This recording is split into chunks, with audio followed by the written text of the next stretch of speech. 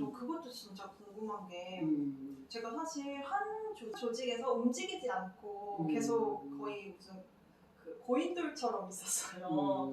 그러니까 장점은 그 팀에서의 중요한 업무들은 다 제가 담당을 했었고 아무래도 오랫동안 있다 보니까 조직에서 어떠한 중요한 일들은 뭔지 대충 파악이 돼서 상당히 수월했거든요. 이게 약간 장점도 있는 반면에 단점은 약간 자기 개발하고는 좀 점점 거리가 멀어지더라고요. 근데 확실한 장점은 거기에서 어쨌든 두각은 좀 나타낼 수가 있었어요. 근데 어떠세요?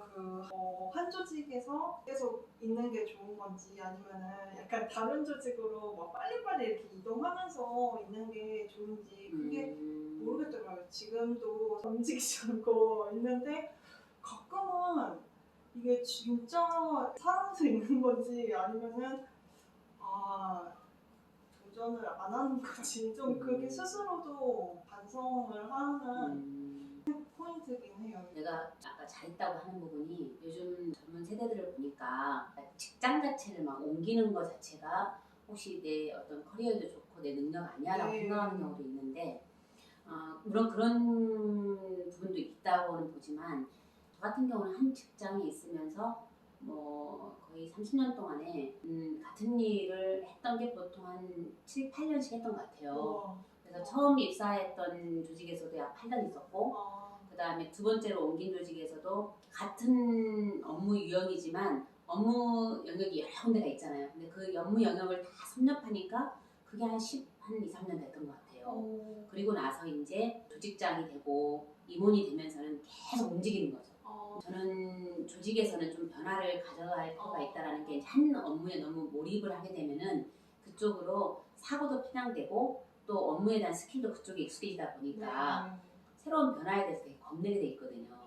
그러다 보니까 그 부분에 대해서는 과감하게 어느 정도 한 5년 정도 주기면 기존 업무에 대해서 내가 노력을 하면은 어느 정도 다 볼 수가 있거든요.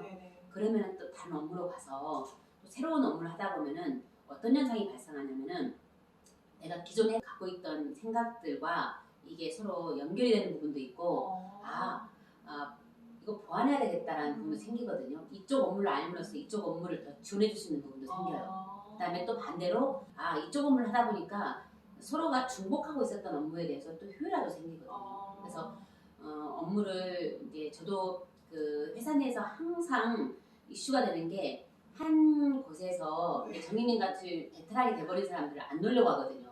왜냐하면 위에서 리더 입장에서 보면 편하거든. 그러니까 그냥 서로 말하지 않아도 이심점심이라 하잖아. 그러니까 서로 통하니까 리더들은 그냥 애오면 좋은 거잖아. 빨리 또 잘하고 내가 그렇게 신경 쓰지 않더라도 가오가 없고 그런데 너무 오래되면 조직도 문제가 생길 거고 왜? 그 사람이 어떠한 이슈가 있어서 빠져버리거나 아니면 그 사람이 그걸 할 수 없는 상황이 발생했을 때 다른 그걸 대신해 줄 사람이 없다. 조직으로서도 힘들고 리더도 되게 힘든 상황이 발생하잖아요. 내가 보기에는 한 업무에 대해서 일단은 정말 리더가 되기 전까지는 여러 업무를 경험을 하는 게 좋겠다. 힘들더라도. 그러니까 그 업무가 어느 정도 나한테 익숙해지고 나면은 이제 한 10년, 15년 정도 되고 나면 전체를 총괄할 리더가 되거든요. 그때는 그거에 대해서 어떤 중심, 균형도 생기고 또 뭔가 이해관계가 생겼을 때 중용을 선택할 수 있는 그런 상황으로 가는 것 같아요.